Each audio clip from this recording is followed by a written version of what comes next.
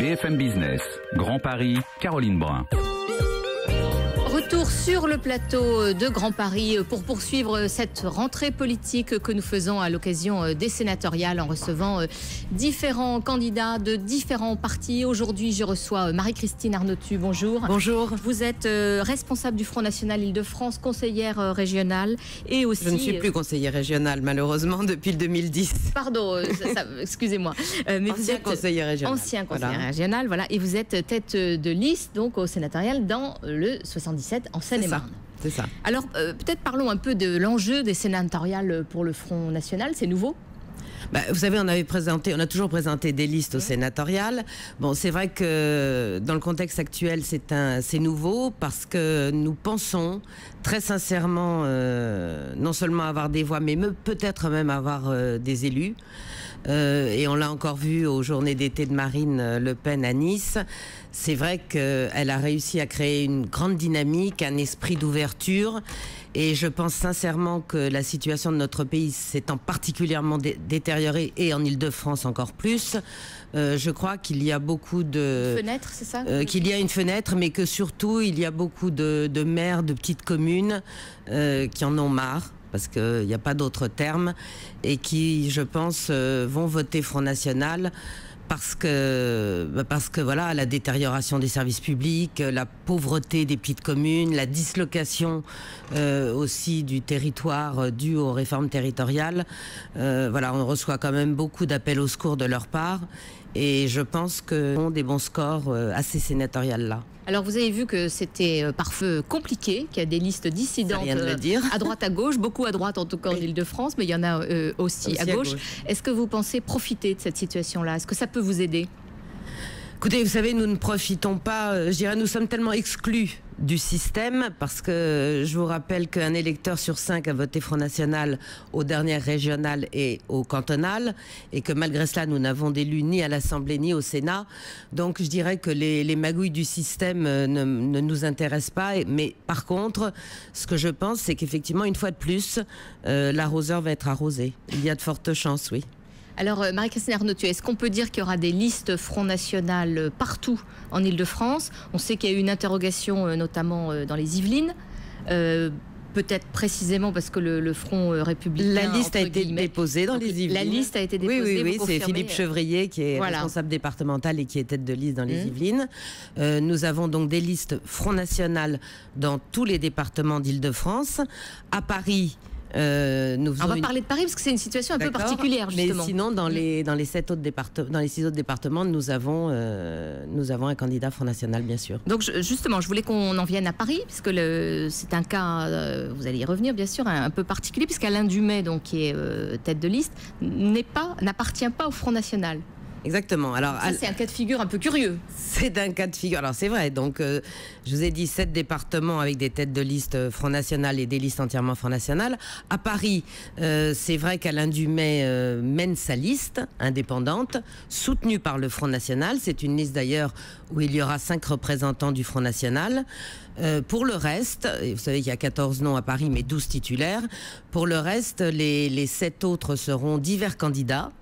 De plusieurs, qui viendront d'ailleurs de plusieurs horizons. Je ne crois pas trahir Alain Dumay en disant que Michel Griottret, par exemple, sera numéro 2 sur la liste.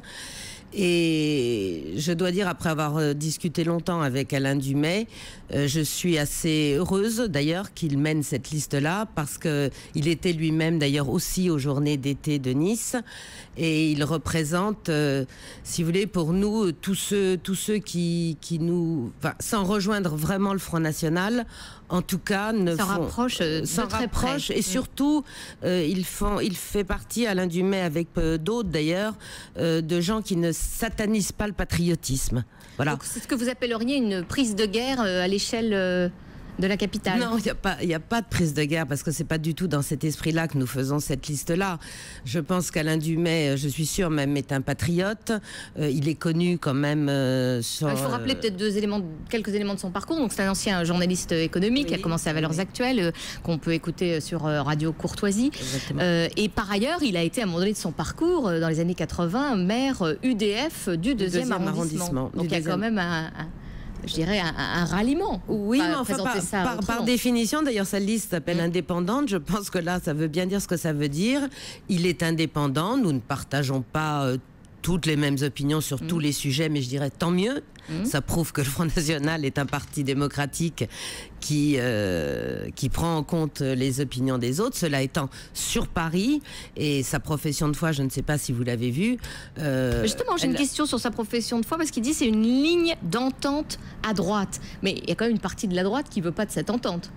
Ben, oui, d'ailleurs, même, je dirais, le président du Sénat soi-même, Monsieur Larcher, qui, je vous le rappelle, avait appelé à voter à gauche au cantonal en cas de duel avec le Front National. Bon, mais je pense que voilà, Alain Dumais, je pense qu'il faut peut-être se poser la question à l'envers. Pourquoi il n'est pas sur une liste UMP, alors qu'il se dit lui-même de droite? Eh bien, je pense parce que il connaît bien la vie parisienne, il connaît bien la vie politique, il a un parcours qui le prouve, et qu'il est assez dégoûté de toutes ces magouilles du système, et en particulier de l'UMP. L'UMP qui appelle à voter à gauche quand on est face à des candidats de gauche. Donc, vous voyez, je pense que Alain Dumais, en plus, est un patriote. C'est quelqu'un qui, à Paris, justement, vous parliez du 2e arrondissement, peut être fier, je pense, de ce qu'il a fait dans le quartier Montorgueil-Saint-Denis, qui ne fait allégeance à personne. Et voilà, maintenant, je pense que ça va être une liste, en tout cas, intéressante, et qui, justement, compte tenu de tous ces petits arrangements entre, je ne sais pas si je dois dire entre amis ou entre ennemis, à Paris, peut-être les deux, à droite, peut-être les deux, eh bien, fera la différence. Alors, c'est quoi un bon score pour le Front National à l'issue du 25 septembre? C'est d'essayer d'avoir c'est-à-dire, à combien, quel est l'aune? À combien estimeriez-vous que le pari a gagné? Bah, écoutez, déjà en progression par rapport à la dernière fois.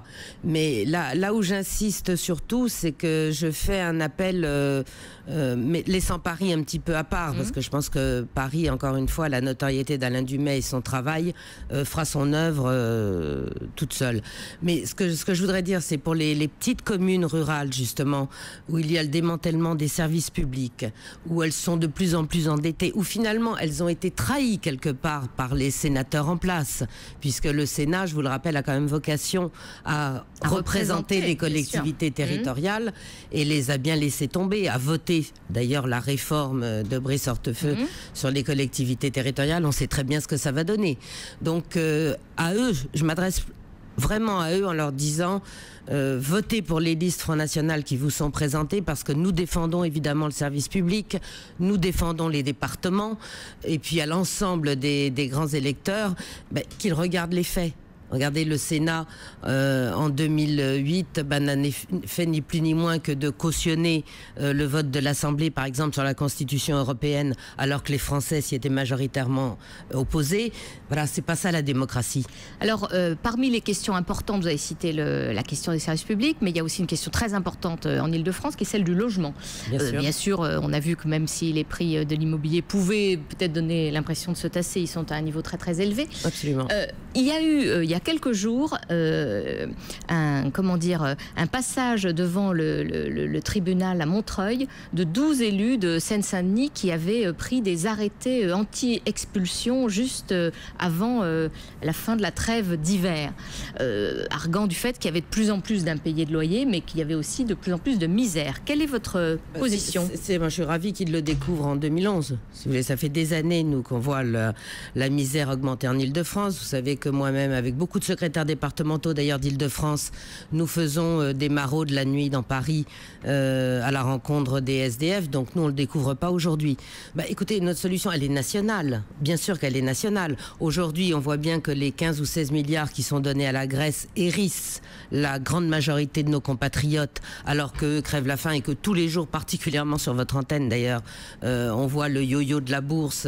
Alors les banques, est-ce qu'elles vont faire faillite, pas faire faillite? Voilà, ce monde de la finance bien sûr, influe sur les classes moyennes, sur les classes populaires. Ce sont les grands oubliés. Ce sont les grands oubliés. Alors, maintenant, sur le sujet que vous traitez des expulsions, je ne veux pas d'hypocrisie. Vous savez très bien qu'on est dans un sujet extrêmement sensible parce qu'il touche à la misère humaine. Et nous, lorsque nous parlons de priorité nationale, ce n'est pas pour exclure tous les autres ou être horriblement égoïste, pas du tout. Mais nous voyons, nous constatons que l'immense majorité de nos compatriotes aujourd'hui, issus encore une fois de ces classes moyennes et populaires, est en train de crever la faim, est en train de perdre son boulot, avec toutes les conséquences, parce qu'on commence par perdre son boulot, et puis après on perd son logement, et puis sa famille. Donc là, vous êtes plutôt finalement du côté des maires PS en majorité, pas uniquement d'ailleurs, dont je parle, qui considèrent qu'à leur niveau, il faut refuser les expulsions, y compris quand il y a des impayés de loyer. Enfin, il faut être extrêmement clair, madame. Je pense que ces maires-là, moi je n'ai pas été voir dans le détail parce qu'on était à Nice, mais si je pense que en Seine-Saint-Denis particulièrement, c'est un département à forte immigration. Alors moi je donne priorité aux gens de nationalité française, quelle que soit leur origine, je leur répète à chaque fois. Alors, sujet dans l'actualité, on quitte un peu le local, le régional, les déclarations tonitruantes de Robert Bourgi. Alors, vous avez vu, donc il y a eu 2 temps, on dirait. Dans un premier temps, c'était plutôt Chirac. Et puis là, maintenant, on voit que Jean-Marie Le Pen est également accusé, stigmatisé par l'avocat pour avoir éventuellement touché des pots de vin d'Omar Bongo, notamment. Donc, ça a été démenti, mais quand même, c'est une manière de vous impliquer. C'est pas du tout... Enfin, je ne devrais pas sourire parce que je pense que c'est assez grave à plusieurs titres. D'abord parce qu'après, il ne faut pas s'étonner et déplorer l'abstention. Je pense que si on donne de la classe politique cette image pourrie, effectivement, après, on ne peut pas demander aux électeurs de voter. La deuxième chose, en ce qui concerne purement le Front National, bien, c'est pas crédible. C'est pas crédible. Mais moi, j'ai remarqué comme vous ces 2 temps. C'est-à-dire que dans un premier temps, Jean-Marie Le Pen, au contraire, j'ai même entendu à l'émission C'est dans l'air hier soir, Le Pen et le Front National ne sont pas dans le coup. Et puis ce matin, si finalement Le Pen avait été aussi financé. Je pense que si Marine Le Pen n'était pas créditée de 20 à 25% dans les sondages, voyez-vous, on n'aurait pas été soupçonné. Non. Merci Marie-Christine Arnautu. Merci à vous de m'avoir invité. Donc je rappelle que vous êtes tête de liste en Seine-et-Marne au sénatorial et que vous êtes responsable du Front National Île-de-France.